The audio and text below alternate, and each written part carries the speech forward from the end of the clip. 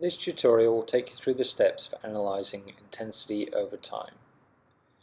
In this demo data, we have a number of cells undergoing calcium fluxes. We want to analyse the levels and periodicity of these calcium fluxes. Here we're going to use the region of interest tool to draw on our cell of interest.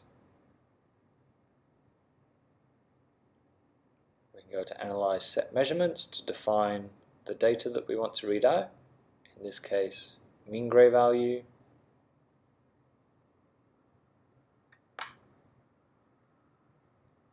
And then because this is time-lapse data, to read this out, we need to go to Image, Stacks, Plot Z-axis Profile. Clicking this gives us the data readout, which we can then save out as a .xls or .text file.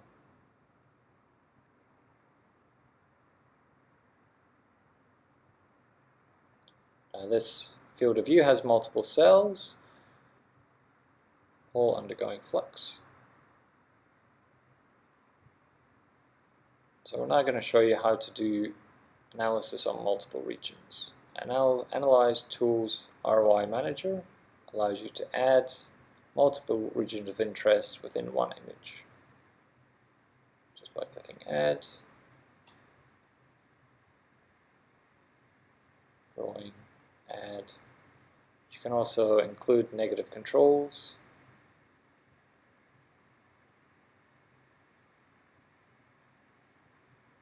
If we click the Show All function, it will show all 5 of our ROIs in the image. We can go to More, Multi-Measure, measuring all 50 slices and 1 row per slice. Gives us the data for the 50 time points for each of the 5 regions of interest.